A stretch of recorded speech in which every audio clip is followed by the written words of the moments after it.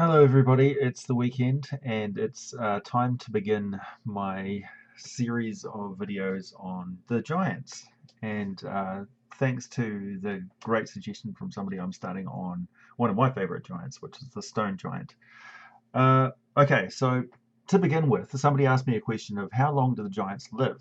And it's interesting that we start with the stone giants because the stone giants live for the longest time of the various true giants. I'll get to why they're true giants in a minute and their origins. So stone giants can live to up to 800 years, but they used to live longer and they are living a shorter time with succeeding generations of giant as they lose their touch with their Titan ancestry. So in the beginning, there was uh, the giant law that fifth edition uses, because they're talking about the ordning and that sort of stuff, is based on the Faerun, or the Forgotten Realms giant lore, which is quite rich and detailed thanks to Ed Greenwood's fantastic imagining of the giants. And so that's kind of the canon baseline for giants in fifth edition, and it's a good one. So it begins with the coming to the planet of Aberturil of Anam Allfather. Anam was the progenitor, the father of the giants, and he took as his wife a deity on the planet, one of the dawn gods, Othea, and Othea and Anam had children who were titans, immortal titans, kind of like the um,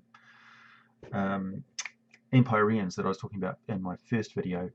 So these children of gods were immortal, and each one of them was the progenitor of a different branch of giant kind. And there's a detailed sort of pantheonic story about the relationship between Anam and Othea, and also her betrayal and adulteration, and the reason why there are giant creatures which are not true giants. Um, as part of the whole folklore and religion of the giant people. So if we get to stone giants, their father, their ancestor was Obadiah. Obadiah was a Titan stone giant. He was huge and massive and powerful and immortal. All of the Titans, however, lost their immortality and went on to go to the plains of Arborea, because they couldn't exist in the normal mortal world anymore, because of a curse of their mother, because of them taking revenge on her for her old adulterous ways. Uh, and the god that she was having adultery with was a god of cold and ice, represented by a cold necklace, and his the place where his body rests is the reason why there's a frozen north in every D&D world, so to speak. Anyway, so what are stone giants like? First of all, they're not the biggest of giants. They are. Um, Oops, I've lost my page. They're about 12 feet high or so, but this varies between the different editions. So in earlier editions of the D&D, they were bigger, and they've sort of got them a bit small. Oh, sorry, the average height is about 18 feet. And in earlier editions of the game, they were smaller. Um, they have, yeah, so they started off about 12 feet in height in like first edition. Now they're about 18 feet tall. They're quite thin compared to other giants. They're wiry and lean, and quite flexible, because they dwell in the Underdark, or in sort of temperate mountain ranges. So mountain ranges that aren't too northerly, too cold, or too hot, but just in the middle. So the majority of the middle bands of the world. They have keen dark vision, excellent senses. They are more shy and retiring than other giants, so you'll very rarely see them, unless you're going into their domain. And part of the ordning is that things that cause them to go outside of their domain are seen as bad, or kind of a social faux pas, a taboo. That loses them respect with other giant kind. So, and their ordning is based around their actions which honour their god, their progenitor, and stuff like that.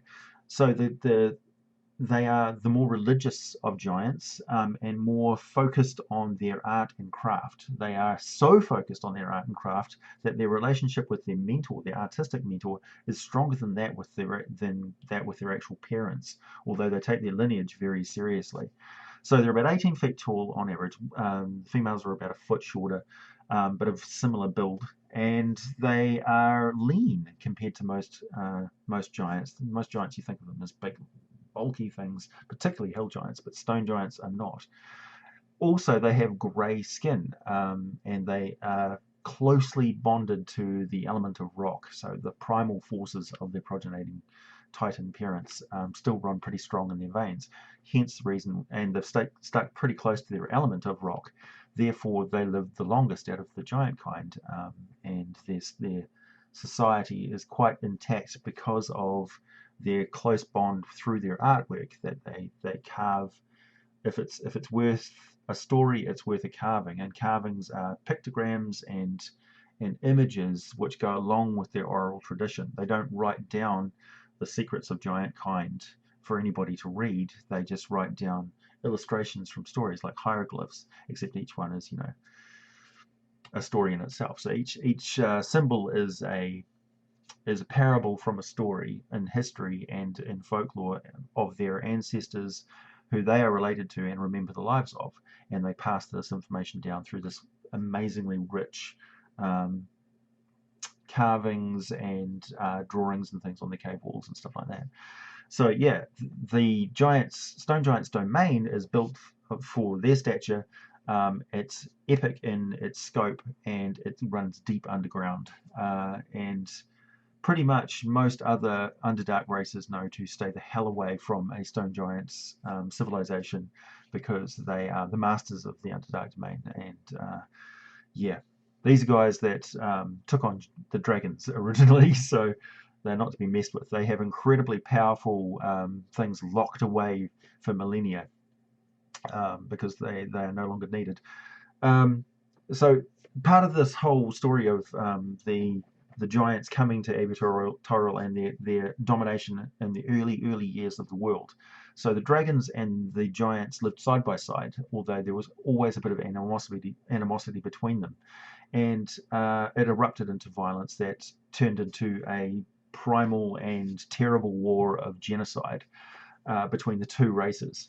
And it only really came to a halt because the dragons called a stalemate, because they needed to deal with the fact that they had been split into the chromatic and metallic dragons. So they had a civil war of their own. And this basically spelled the end of their concentration on wiping out the giants. And by this stage, the giants concentrated on building up their empire, which stretched around the world, called Ostoria. But their numbers were too few, and they never really got it together, and they never really needed to. Their religion concentrates on, it is sort of prophesied that one day Anam, who left the world, would be called back if everybody on the planet called his name. But giants don't really share the secrets of their society and their religion with lesser races, and that includes pretty much everybody. So it's never really going to happen, and it's fine. It's the quirks of their religion. Anyway, so stone giants, yeah, they have this very, very close bond with their mentors, and if you encounter them, generally speaking, you're already on their bad side, because you're seen as trespassing on whatever they're doing. They own the world. It's their world. And if some sniveling little adventurers, upstart, plucky adventurers wearing precious metals and things like they own the place, show up, I mean, the ore that they made these weapons and things out of that's theirs. The precious metals and stones and things that they're seeking are theirs. They know the history of every rock and every mountain. Every precious gem is theirs. The fact that humanoids cut them down to tiny size so they can wear them is just annoys them. Anyway, so when they do deign to speak to a humanoid, it will be a booming, looking down their nose reprimand for whatever the humans have caused offense with, if it is a human. Dwarves, even worse. Dwarves obviously don't get on with stone giants, and stone giants hate dwarves. Oh boy, they hate dwarves with a passion. They'll go out of their way to squelch them under their toes. Yeah, dwarves are bound by religion and culture to fight giants and kill giants when they find them. Um, and yeah, this is terrible because giants have this amazing, rich history. They know the history of the entire world that they're on. They're the original primal people. They're the indigenous people of the planet. Anyway, so yeah, don't look at giants as large humans, or large humanoids in the usual sense. They are very much bound with primal energies. They are alien beings, not of the same biology and things like that. Not as they don't have a terrestrial origin really. They do have a cosmic divine origin. They are the sons and daughters of titans who have transcended into another plane of existence. They can trace their lineage back to other dimensional beings and gods, the creators of the universe. So they are not they are storied and legendary beings, and the fact they live for 800 years or so. Yeah. So when you are in the presence of a giant, you're in the presence of a perfect being. This amazing being. They have this amazing stature and physiology.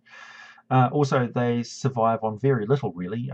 Mountain goats, moss, fungus, that sort of thing. They don't need to eat a huge amount, and they are quite lean compared to the more gluttonous variety. So the hill giants are more devolved and have lost a lot of their primal origin. They live for a shorter amount of time, and they're gluttonous and ravenous, and are basically just big, huge, gutty eating machines. Stone giants, no. You get the sense that a stone giant is a descendant of a lost civilization. They have their own language, their own culture, their own mannerisms, and they don't look at the world the same way that other humanoids do. Their sense of right and wrong are different. Um, so yeah, uh, yeah. So what do they do when they're confronted with somebody who's interested in combat? Well, they crush them. They don't want to risk their lives because they're long lived and they're not really combat orientated. That's not their focus. Unlike fire giants who are very martial, stone giants are very retiring and artistic. In their own kind, they are so concentrated on their art, they really basically just sit and carve and talk about carving and talk about history and fill their days with amazing stories of the past in their long, slow language. And they can take days and days telling jokes and stories and parables from their past. And they take it very seriously. They excavate and make pilgrimages to places in the world that are long forgotten, never seen by other races, particularly deep underground. They yard over vaults that hold titans, mad giants, uh, demons, gods, ancient dragons, that sort of thing, curses, that sort of stuff. They hold a lot of the horrible things, like some of the weapon creatures that were used during the Dawn War are locked away by the giants. The giants were the ones that tamed a great many of these things, and the stone giants know where they are. So, if worse comes to worse and the giants ever really are a threat of being wiped out, the stone giants may well be the ones that unleash Armageddon on the planet by letting loose some of the things that were roving around, sniveling and crawling in the dawn of time. So aberrations and things like that may be the little bits and pieces that get out from underneath the crypt door when really Great Cthulhu is sleeping down there because stone giants have a large bag of snuff, poised over top of it, and they've built a massive vault in the center of the world, and they tell stories about the locks and keys. So yeah, really cool. They do throw big boulders, of course, and are particularly adept at it, and they do practice this. So occasionally you'll see them up on the surface throwing sheep like a rugby ball, throwing rocks the size of your head like baseballs, and catching them and throwing them between mountain valleys and stuff because they're tremendously strong. If you look at their statistics and things, they um, they're not the strongest, as I said. They've got an armor class of 17, 126 hit points on average. Their strength is about 23. Their dexterity is 15, and this is very high for a giant. I think it's actually the highest, aside from a storm giant, which is 14. Yeah, their dexterity is the highest out of the giant kind. the true giants. So there's that leanness and that flexibility and that ability to leap around chasms and things like that, and nimbly climb up mountain slopes and things, and very quickly and precisely wipe you out with well-aimed boulders that they can ricochet off things and smash you from round corners, and bowl you over like Skittles. Play golf with tree trunks and things. Yeah, so they're very devastating from a long distance, and they will prefer to retreat, because these things, remember, they're quite large, and they can travel at 40 feet per round. Now imagine if they're running along difficult terrain on a mountain, and covering 80 feet per turn, and throwing boulders at you if you're pursuing them. And then when you think that they've run away, they've actually got advantage and they can see you from a great distance away, and they're just lobbing boulders or pulling back slings and things between them as they hold on to it. Smack! Boulder hits you from a good 300 feet away and wipes you out. So yeah, really, you're not going to see them unless you go looking for them, unless they're really hungry, in which case your pack animals, and even the occasional humanoid if need be, if they're really, really desperate and it's just a matter of survival, they will eat small people. But generally speaking, they'll be going after your pack animals, your donkeys and the horses and things, and they'll be looking for sheep and mountain goats and stuff like that. And perhaps even dragon hatchlings for a particular delicacy. They still hate dragons to this day. But they will treat with them. And interestingly enough, they don't see much of a difference between the chromatics and the metallics. They will deal with either one equally. They don't trust either of them. So yeah, stone giants, very cool, and a little bit on how long they live. Oh yeah, by the way, so stone giants live for about 800 years maximum. Storm giants up to 600 years. Cloud giants up to 400 years. Fire giants up to 350, but they generally die in battle before then or become storied legends and basically retire and teach others. Frost giants about 250 years, but they generally die raiding because they're very combat orientated and will die out either from natural causes by just basically bleeding to death, or they get executed for whatever reasons because they're very martial. Hill giants up to 200 years unless they die of starvation or pitchforks, because they get attacked by villagers quite often because they eat everything they see.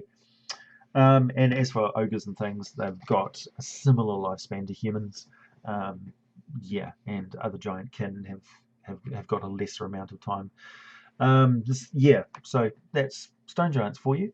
Next up, I'll be covering storm giants, because they're the biggest and the strongest, and they're the most interesting for a number of other reasons. But yeah, stone giants, reclusive, shy, retiring, but definitely very fierce and not to be toyed with.